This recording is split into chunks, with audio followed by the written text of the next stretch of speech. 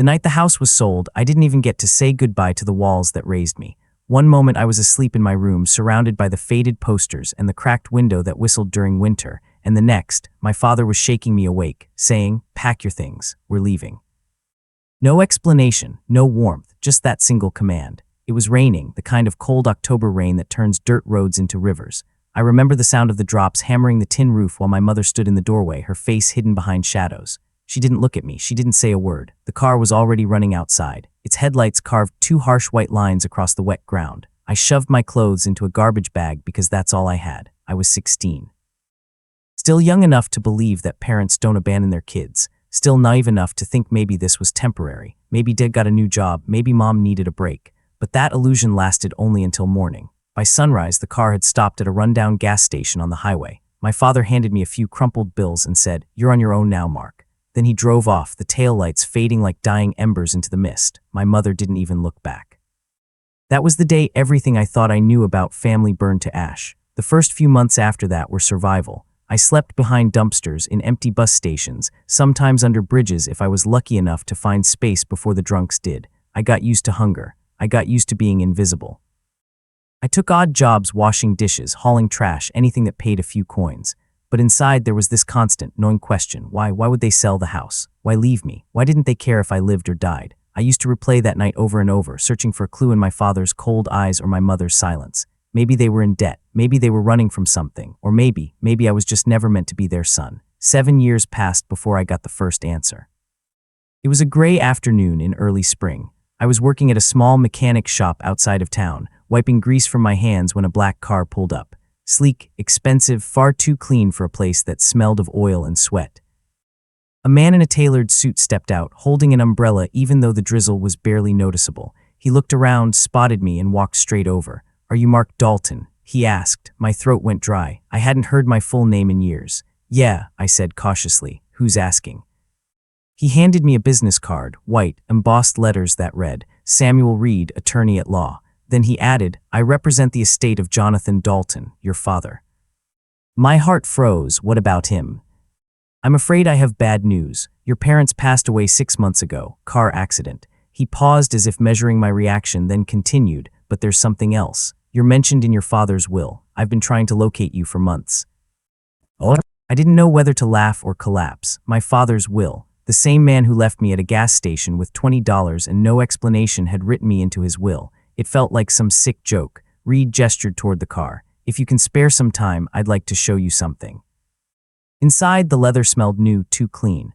I sat there dripping with oil stains while this lawyer explained how my parents had apparently sold everything, our house, the land, even my mother's jewelry, before disappearing to another state.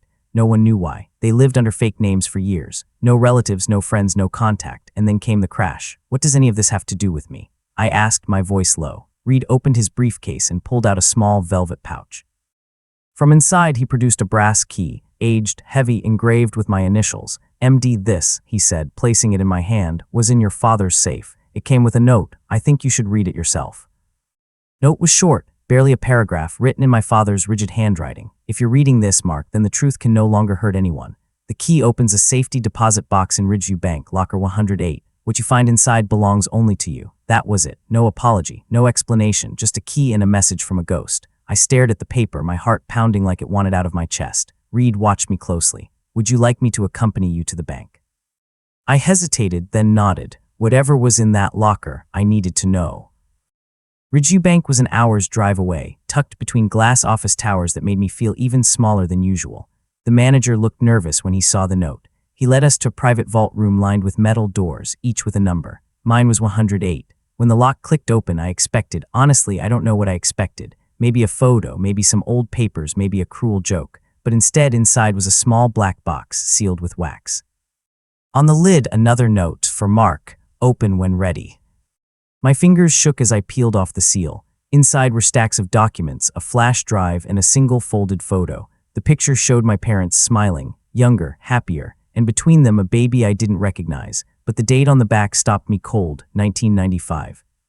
That was 2 years before I was born. Reed leaned closer. "Is everything all right?" I could barely speak. "This isn't me," I whispered. "That's not me." He frowned. "Perhaps there's some misunderstanding." Deep down, I already knew. my father's note, their sudden disappearance, the secrecy. It all pointed to one thing: I wasn't their son. That night I couldn't sleep. The key, the box, the photo, they spun around my mind like storm clouds. Who was I if not their child? Why had they taken me in only to abandon me? And what could possibly be inside those documents that they'd kept hidden for so long? I returned to the box the next morning and plugged the flash drive into an old laptop. It contained dozens of scan files, birth certificates, letters, legal documents. One folder stood out, adoption records. I clicked it open. There it was, my name, my supposed birth date, and under biological parents, two names I had never seen before, Daniel and Rachel Pierce. I felt my world tilt. Daniel Pierce wasn't some unknown figure. The name was familiar because I had seen it on billboards in magazines. He was the CEO of Pierce Holdings, a man rumored to be worth billions. My blood turned to ice. I scrolled further down. There were hospital forms, notarized letters, even receipts. It seemed my adoption had been handled privately off the record, which meant my parents hadn't adopted me through legal means. They'd bought me. A sound escaped my throat, something between a gasp and a cry. Reed, who had stayed with me out of professional courtesy, looked alarmed. "Mark, you should sit down." I did. My legs felt hollow. "Do you know who Daniel Pierce is?" I asked him. He nodded. "Of course, one of the most powerful men in the country, but what does he have to do with?" I turned the screen toward him. He read the document and his jaw tightened. This can't be real. But it was. I spent the next few days drowning in questions. Had Pierce known about me? Was I stolen from him? Why had my parents, no, the people who raised me, run away? And most haunting of all, if they'd wanted to keep me hidden, why leave behind a trail that would lead straight to the truth? I found the answer buried in the last envelope inside the box. It was handwritten by my mother, my adoptive mother, the same woman who hadn't looked at me the night she left. "Mark," it began, "if you're reading this, then we are gone. I'm sorry for everything. You were never supposed to suffer. We did what we did to protect you. Your real father, he's not the man the world thinks he is. There are things in that box he would kill to keep secret. Promise me you'll be careful. Trust no one from Pierce Holdings." I read that letter 10 times before it sank in. Protect me from what? From who? And how could a billionaire be connected to the life of a homeless mechanic? But then I remembered the lawyer's words when he'd handed me the key. "There's something else," he'd said. I pulled out the last sheet of paper from the black box. It was a bank certificate, sealed, stating that I was the sole beneficiary of an account under the name Pierce Family Trust. The balance figure looked unreal, $62 million. I stared at it until the numbers blurred. That was the moment my entire existence flipped from forgotten to hunted, though I didn't know it yet. Because when I left the bank that afternoon, there was a man waiting across the street in a black sedan, engine idling, watching me through tinted glass. And as I walked away clutching that key, I felt, for the first time in 7 years, that someone finally knew exactly who I was. The man in the black sedan didn't move for the first few minutes. I thought maybe I was imagining things, paranoia, exhaustion, whatever. But when I crossed the street and turned left toward the bus stop, the car started its engine and rolled forward, keeping distance yet staying perfectly in my line of sight. Every instinct screamed that something wasn't right. I ducked into a small convenience store and waited behind a shelf stacked with dusty snack packs. Through the window, I saw the sedan slow down, stop for a moment, and then drive away. Still, the unease clung to me like static. I didn't trust the quiet that followed. It felt planned. By the time I reached my apartment, a small single room above an auto shop, I was sweating despite the cold. I double-locked the door, sat on the edge of my bed, and tried to breathe. My mind kept circling back to the words in my mother's letter, "Trust no one from Pierce Holdings." If that was true, then whoever was in that car wasn't just curious. They were looking for me. The next morning, I packed my things into a backpack. Just essentials, a change of clothes, the black box, the key, and my father's letter. I didn't know where I was going, but I knew I couldn't stay. The lawyer, Reed, had left his card in my jacket. I called him from a payphone. "Reed, it's Mark. I need to ask you something. Did anyone else know about the safety box?" He hesitated. "Not that I'm aware of." "Why?" "Because someone's been following me." Silence stretched across the line, then his voice lowered. "Mark, listen carefully. If what you found in that box involves the Pierces, you're treading on dangerous ground. They're powerful. I've heard rumors about how they deal with problems." "I just want answers," I said. "Then don't go to the police. Don't go to the media. Meet me tonight, 8 o'clock, at the old train yard near Ridgeview Station. It's quiet. I'll bring something you might want to see." Before I could ask what, he hung up. The train yard was deserted, swallowed by fog and rust. Broken lights flickered along the fence, and the air smelled of rain and metal. I arrived early, hiding behind a row of abandoned freight cars. Every sound felt amplified, the echo of my own footsteps, the distant bark of a stray dog, the rhythmic thud of something dripping nearby. At exactly 8, headlights cut through the mist. Reed's black sedan pulled up near the gate. He stepped out holding a leather briefcase, scanning the area. His voice was calm but cautious. "Mark." I stepped out slowly. "I'm here." He let out a breath of relief. "You shouldn't have come alone." "I didn't have a choice." He opened the briefcase, revealing a stack of documents, thicker than before. "These came from a private investigator I hired after your father's death. They connect Daniel Pierce to a secret account under multiple shell companies, the same account number that appears in your bank certificate." I blinked. "You mean that 62 million? "Yes, but it's not just an inheritance, it's evidence." He handed me a folder labeled *confidential, Pierce Holdings internal *. The pages inside showed transactions, company memos, and emails referencing a Project Aurora. One email caught my eye. It was dated a few months before my parents vanished. "From Daniel Pierce to Jonathan Dalton. Subject: termination agreement. The boy must disappear. If anyone traces the adoption, everything collapses." My stomach turned. "The boy, that's me." Reed nodded grimly. "Your father, your adoptive father, was being paid to keep you hidden, but at some point he refused to continue. That's likely why they ran." I felt cold all over. "So the car crash."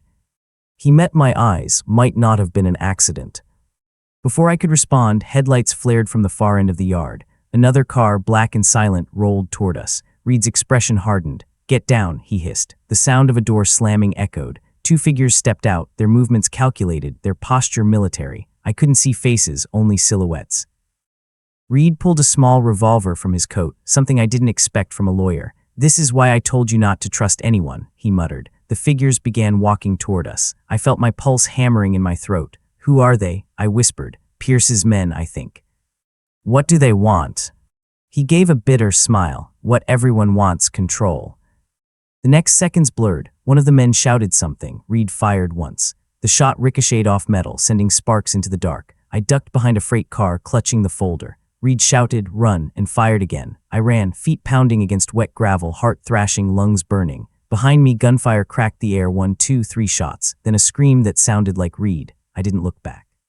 I didn't stop running until my legs gave out miles away. I collapsed behind a gas station, drenched in sweat and rain. The folder was still clutched in my hands. My fingers were shaking so badly I could barely unzip my bag to shove it inside. I had no plan, no money, no idea who to trust. Only one thing was clear: Daniel Pierce didn't want me alive. For the next few days, I disappeared. Cheap motels under fake names, cash-only diners. I bought a prepaid phone and searched for anything on Project Aurora. Most results were generic science terms, company patents, nothing connecting back to Pierce Holdings. But then one obscure forum mentioned it as a gene record archive, tied to experimental inheritance mapping. Inheritance. That word sent chills down my spine. I dug deeper, tracing every scrap of data I could find. The further I went, the more I realized this wasn't just about money. It was about identity. The Pierce family had been investing billions in genetics, rumored projects involving artificial lineage tracking, legacy cloning, and data-based heir creation. It sounded insane until I remembered my mother's words: "Your real father is the man the world thinks he is."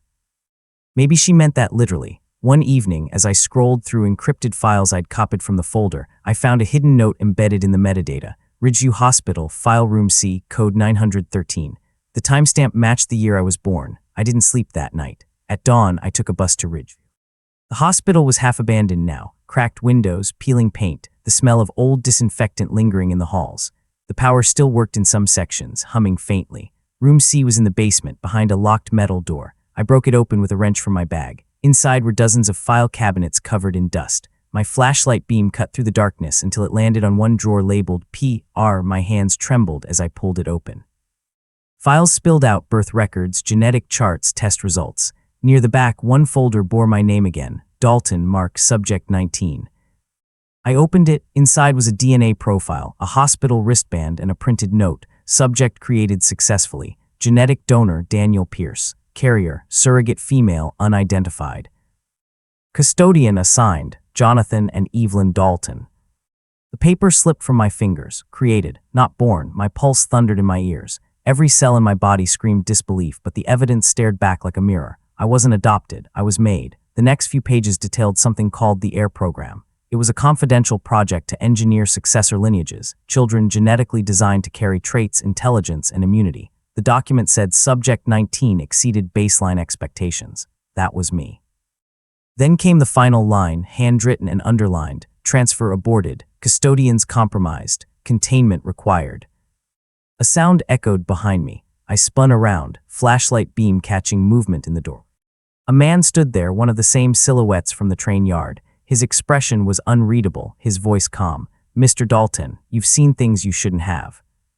He stepped forward slowly, one hand tucked inside his jacket. I backed away until I hit a cabinet. "Stay back," I warned. He smirked. "You really think your father wanted you to find this? You're an experiment that escaped its cage."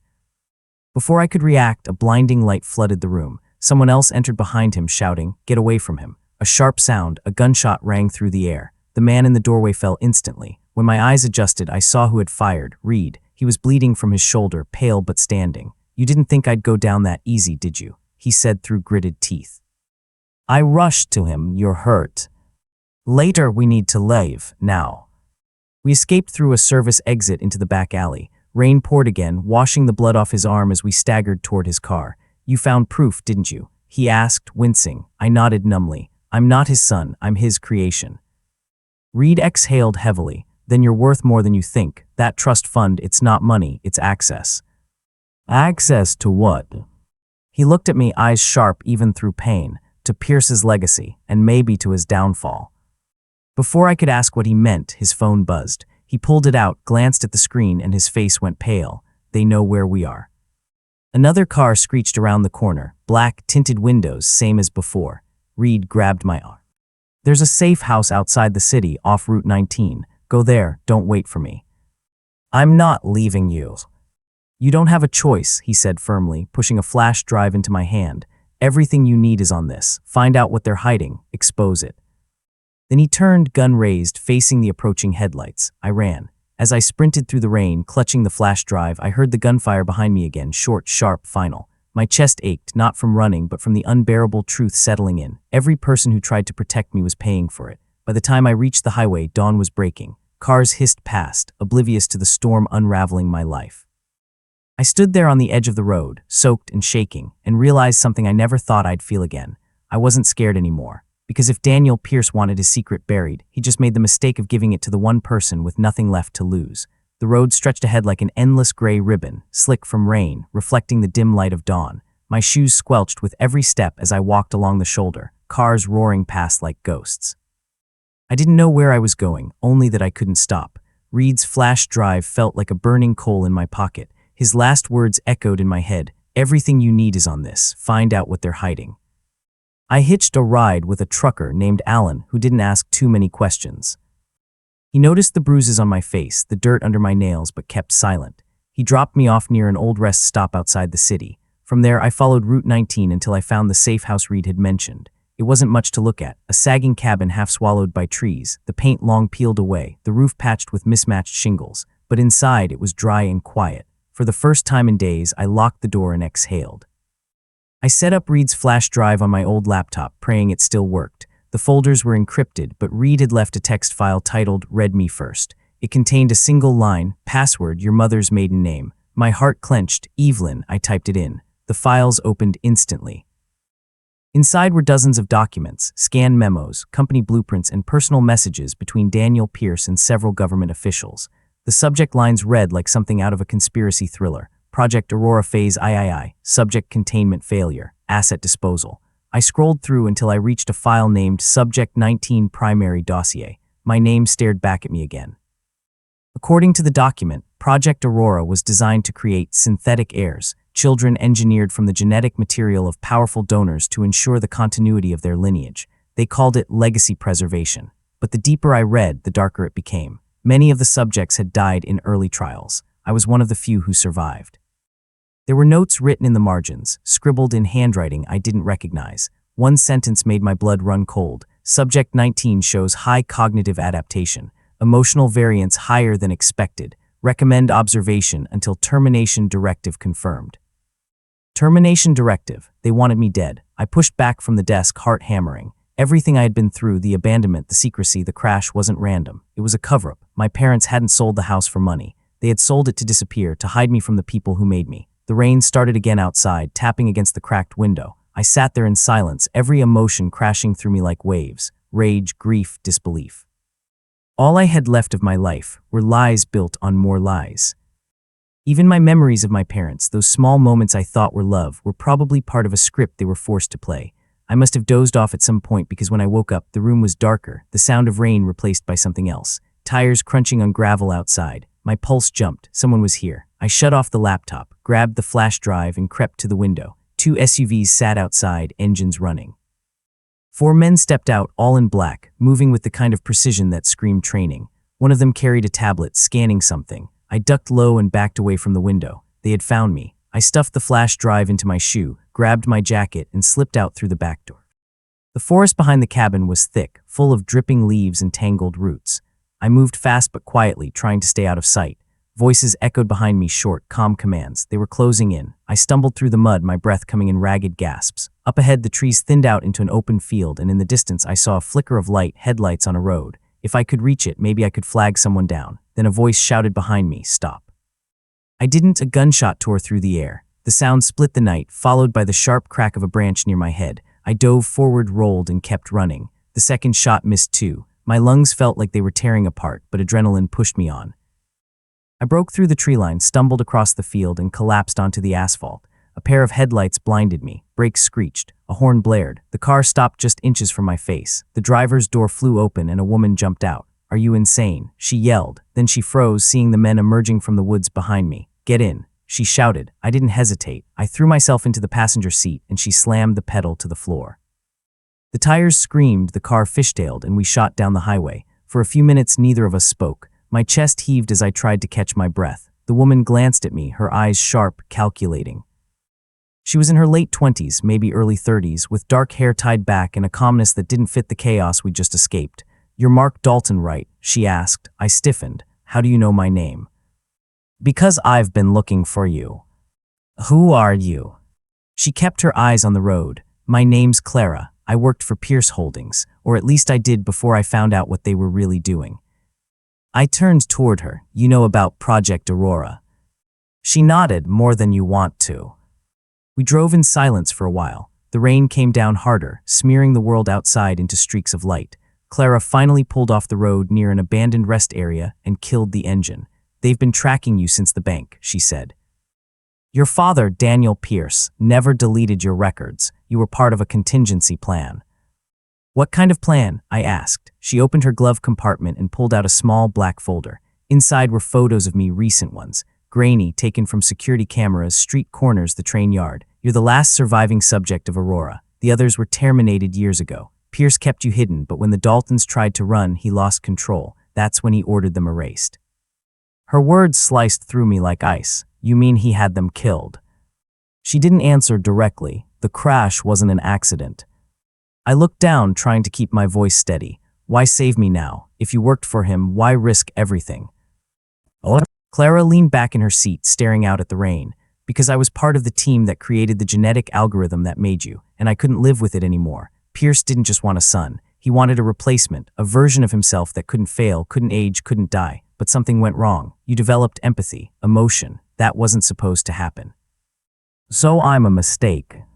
"No," she said softly. "You're the only part of him that worked." Her words hit harder than I expected. I didn't know whether to feel angry or grateful. The silence stretched until she started the car again. "We can't stay here," she said. "There's a safe place 2 states over. Someone who can help us go public with what we know." "Oh." As she pulled back onto the road, I stared out at the endless rain and wondered what kind of life I was running toward. Not the one I was born into, because I wasn't born at all. I was manufactured, programmed, and then discarded. But maybe that also meant I could redefine who I was. We drove through the night, stopping only for gas. Sometime near dawn, Clara's phone buzzed. She glanced at the screen and her face drained of color. "They've found us again." "How?" "GPS ping," she muttered, yanking a small device from under the dashboard. "Tracker, damn it." We veered off the highway onto a dirt road that led into the woods. Behind us, distant headlights grew brighter. Clara slammed the pedal down, mud flying in every direction. "We need to get to the river," she shouted over the roar. "There's a bridge. If we can cross it, we can lose them." Branches scraped the sides of the car. The headlights behind us multiplied, 3, maybe 4 vehicles now. Bullets shattered the rear window. Clara ducked, keeping control of the wheel. "Hold on." The bridge appeared ahead, a narrow wooden span stretching over a swollen river. As we raced across, one of the pursuing cars rammed our bumper. The impact jolted through my body. Clara swerved, fighting the steering wheel. Another hit. The bridge groaned under the weight. "Jump," she yelled. Before I could question it, she grabbed the wheel, spun it hard, and slammed the brakes. The car skidded sideways, broke through the guardrail, and plunged into the river below. The world became a blur of cold and chaos. Water rushed in through the shattered windows. I kicked, unbuckled, and forced my way to the surface. Gasping, I looked around. Clara's side of the car was submerged. I dove under, pulled at her seatbelt, and dragged her free. We washed up on the muddy shore moments later, coughing and trembling. She turned to me, soaked, pale, but alive. "You have to finish this," she said between breaths. "Reed trusted you. Don't let it die with him." I nodded, gripping the flash drive still hidden in my shoe. The distant hum of engines echoed again across the riverbank. They hadn't given up. Clara touched my arm, eyes fierce despite her exhaustion. "Go, now. Follow the train tracks east. You'll find an old radio tower. Someone there owes me a favor. Tell them Clara sent you." "What about you?" "I'll buy you time," she said simply. Before I could argue, she pushed me away and turned toward the headlights drawing near. I hesitated, every instinct screaming to stay, but I knew she was right. If I died here, everything we'd fought for would vanish with me. So I ran once more through the mud, through the trees, through the rising sun, each step pounding with a single truth that burned brighter than fear itself. I wasn't going to hide anymore, not from Pierce, not from what I was. And not from the legacy they tried to bury. By the time I reached the train tracks, dawn had melted into morning fog. My lungs burned, my clothes were heavy with river water, and my mind replayed every sound from the night before the crash, the gunfire, Clara's last words. The world around me was silent except for the distant rumble of a freight train somewhere down the line. I didn't know how much time I had before Pierce's men caught up, but it wasn't enough. The tracks cut through miles of forest before curving toward an open field where a rusted radio tower loomed against the pale sky. It looked abandoned, surrounded by weeds and broken fences. I slowed my pace, watching for movement, for anything that hinted at danger. Nothing, just the hum of insects and the faint whistle of the wind. When I reached the base of the tower, I found a small concrete building tucked beside it, half buried in vines, door slightly ajar. I hesitated, then pushed it open. Inside, dust floated through thin beams of light. Old equipment lay scattered, radios, dials, a cracked monitor still humming faintly with static. The air smelled of rust and electricity. "Hello," my voice sounded small. Silence answered me. I stepped deeper inside. A sound made me freeze, the click of a safety being released. Then a voice, calm but firm, "Don't move." I turned slowly. A man stood in the doorway holding a rifle. He was tall, in his 40s, with a trimmed beard and eyes that seemed to calculate everything at once. His tone was cautious, not hostile. "Who are you?" "Oh, my name's Mark," I said, raising my hand slightly. "Clara sent me. She said you'd help." The man's eyes flickered with recognition. He lowered the rifle but didn't relax. "Clara's alive." "She was when I last saw her," I said quietly. "We were chased off the highway. She told me to find you." He motioned toward a chair. "Sit." I did. He closed the door and locked it, setting the rifle aside. "My name's Adam. Clara and I used to work together on the same security project for Pierce Holdings. She went underground 2 years ago. I thought she was dead." "She almost was," I said. "They found us. They keep finding us." Adam studied me for a moment, then nodded toward the bulge in my shoe. "Whatever you're hiding, it must be important." "Oh." I pulled out the flash drive and set it on the table. "This, Reed gave it to me before he died. It has everything: Project Aurora, Pierce's emails, the adoption records, proof." He stared at it for a long time, then sighed. "You have no idea what kind of fire you're holding, kid. Pierce built his empire on those secrets. If this gets out, half the boardrooms in the country will collapse." "Then why not expose him?" "Because the moment you try, he'll burn the world to stop you." Adam turned to an old generator and pulled a cord. It sputtered to life, filling the room with a low hum. He plugged in a dusty computer, inserted the drive, and began scanning the files. The screen filled with lines of code, encrypted folders, fragments of video logs. Then he froze. On the screen appeared a video thumbnail labeled Pierce Archive 19. He clicked it. The footage opened with static, then a clean white room came into focus. A younger Daniel Pierce stood at the center wearing a lab coat, speaking into the camera. "Test entry number 63. Subject 19 is showing unprecedented neural adaptation, faster than any model before, emotional responses increasing beyond expectation." He turned slightly. The camera panned to a glass chamber where a small boy sat, dark hair, quiet eyes, watching through the window. My breath caught. That boy was me. Pierce's voice continued. He's forming attachments, identifying the Daltons as parental figures. We may need to intervene before emotional interference compromises behavioral stability. The screen flickered. Another clip loaded, dated 2 years later. My parents appeared, standing beside Pierce in what looked like his office. My mother's voice trembled. "We can't keep doing this, Daniel. He's not an experiment, he's a child." Pierce's face hardened. "He's property. You signed the agreement." My father stepped forward. "We're taking him and leaving, if you try to stop us." Pierce interrupted with a cold smile. "You think you can hide from me?" The video cut to black. I couldn't move. My hands clenched into fists, nails digging into my palms. The screen went dark, but the images kept flashing in my mind. The boy in the chamber, my parents' defiance, Pierce's smirk. Adam shut off the monitor. "Now you understand why Clara risked her life." I swallowed hard. "He murdered them." "Oh." Adam nodded slowly. "And he'll do the same to you if you don't act first." He leaned forward, eyes intense. "There's a contact I can reach, a journalist who's been trying to expose Pierce's biotech operations for years. If we can get these files to her, we might have a chance." "How?" "There's a relay station 20 miles south. If we upload from there, it'll bounce through enough nodes to stay anonymous." "Then let's go," I said. He smiled faintly. "You've got your father's stubbornness, the real one, I mean."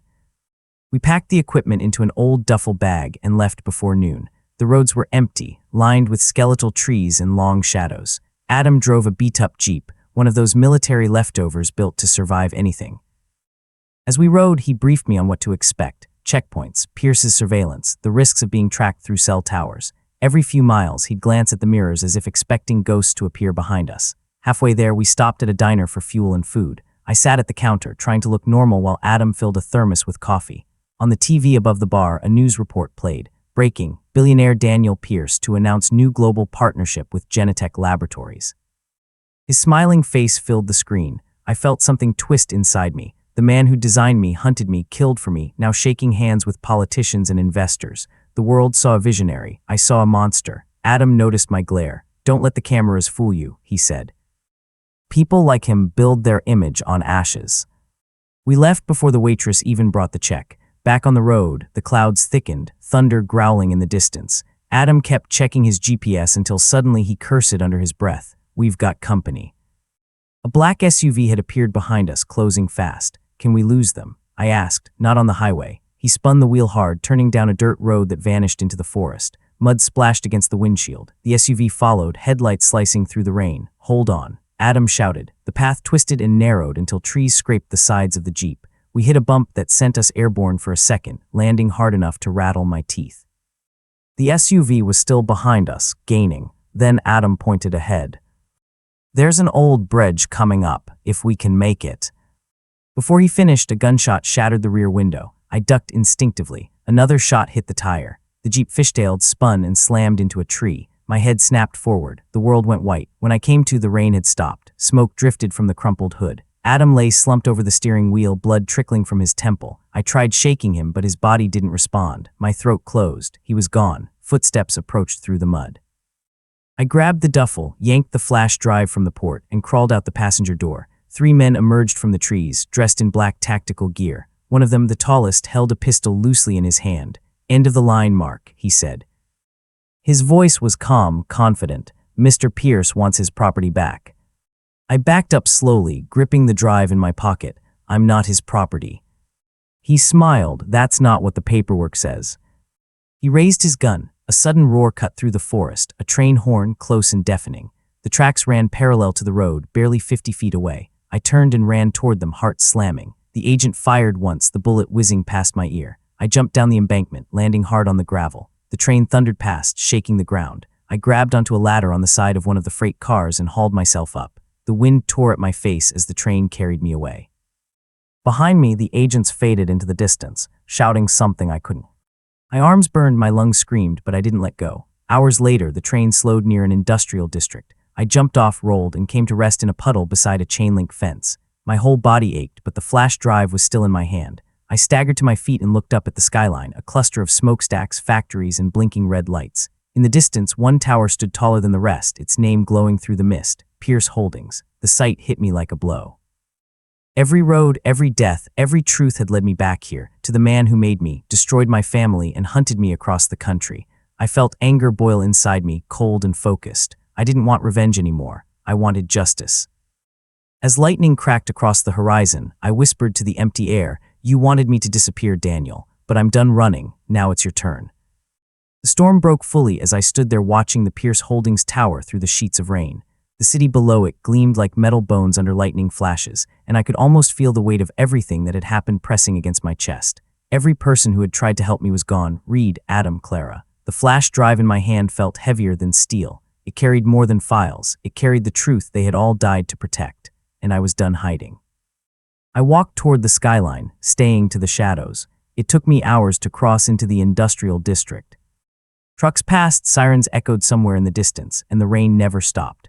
When I finally reached the base of the Pierce Tower, dawn was just beginning to break behind thick clouds. The building rose into the sky like a mirror reflecting a storm, every window tinted, every surface flawless. There was no sign of life outside except for 2 security guards at the entrance and the faint glow of monitors inside. I slipped into a side alley where delivery trucks came and went. One of the smaller doors was marked with a keypad. I remembered the code I'd seen in one of the files on the flash drive, 0913. It worked. The lock clicked open. I slipped inside and found myself in a narrow hallway lined with steel doors and humming vents. The air smelled like antiseptic and ozone. Each step echoed as I moved deeper into the building. I passed rooms filled with dormant machinery, servers blinking quietly in the dark. Somewhere above me, faint voices carried through the vents. I followed them until I reached an elevator shaft. The control panel required a keycard, but a maintenance hatch beside it gave me access to the cables. I climbed floor after floor until I reached one marked with a small plaque, Executive Research, Level 19. The number made my skin crawl. 19, the same number on my file. I pried the hatch open and stepped into a corridor far cleaner than the others. The walls were white, the floors polished, the air unnervingly still. I hid behind a pillar as 2 men in suits walked past, talking in low voices. "Pierce is in the vault again," one said. "He hasn't left all night." "He's paranoid," the other replied. "After what happened to the Dalton boy, I don't blame him." I waited until they were gone, then moved in the opposite direction, following signs that pointed to data archives. When I reached the door, I swiped the same code, 0913, and entered. The room beyond was like something out of a dream. A wall of glass overlooked the city, and rows of holographic displays hovered above sleek consoles. At the center stood a single workstation, its monitor pulsing faintly with blue light. On the screen were the words, "Project Aurora, Terminal Access." My heart pounded. I plugged in the flash drive. The system recognized it instantly. A progress bar appeared, data upload initiated. The plan was simple, transmit everything to the network before Pierce could stop me. But halfway through the upload, the lights in the room flickered. A voice came from behind me, cold and familiar. "I always knew you'd come back." I turned slowly. Daniel Pierce stood at the doorway, dressed in a charcoal suit, his silver hair slicked back. Time had barely touched him. His expression was calm, but his eyes burned with the kind of arrogance that made my stomach twist. 2 armed guards flanked him. He stepped closer, studying me like a scientist observing an animal. "You've caused me quite a bit of trouble, Mark." I held my ground. "You murdered my parents." He smiled faintly. "They were never your parents. They were employees who forgot their place.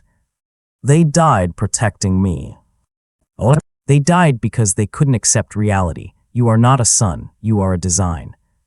My jaw tightened. "Then maybe you designed something you couldn't control." Pierce's smile faded. "That's where you're wrong. You think you escaped me, but everything you've done has been predictable. Every step, every decision, it's all part of your conditioning. You were built to seek purpose, to chase truth, and here you are, delivering yourself back to me." The upload reached 80%. I took a step backward toward the console. "I'm not delivering anything to you." He nodded to the guards. "Stop the upload." Before they could move, I grabbed a fire extinguisher from the wall and hurled it at the lights. Glass shattered, sparks flew, and the room plunged into semi-darkness. One guard fired, the bullet slicing past my shoulder. I dove behind a desk, yanked the flash drive from the port, and rolled to the side as another shot cracked through the air. Pierce's voice echoed above the chaos. "You can't win this, Mark."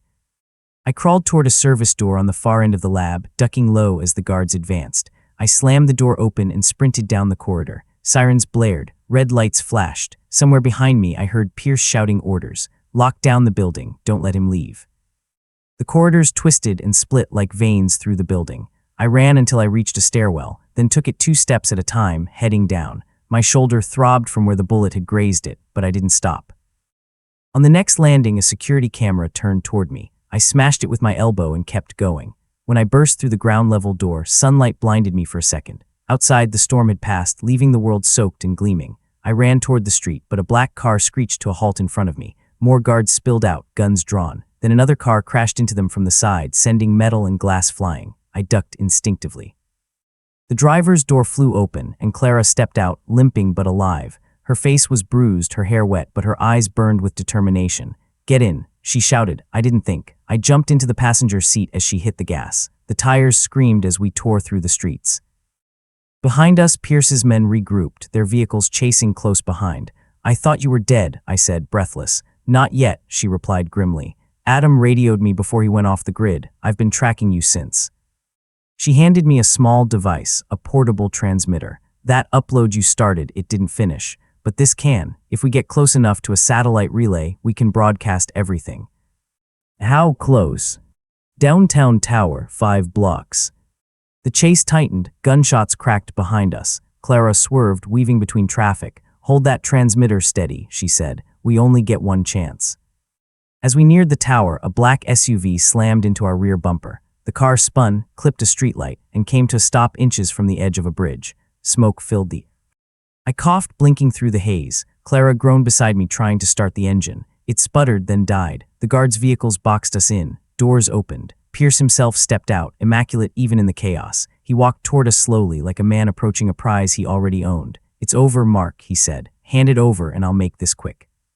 I looked at Clara. Her face was pale, but her eyes met mine. She nodded faintly toward the transmitter in my hand. "Finish it," she whispered. Pierce raised his gun. "Don't be foolish."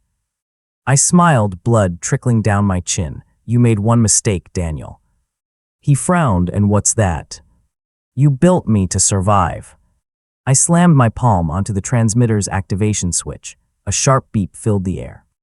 Then a blue pulse of light erupted from the device, streaking upward into the clouds. The broadcast had begun. Pierce's expression changed from smug to furious. He fired, the bullet tearing through my side, but I didn't fall. I pressed my hand against the wound, watching the light fade into the distance. The files, the videos, the proof, they were all out there now, spreading through every network. Clara laughed weakly beside me. "You did it."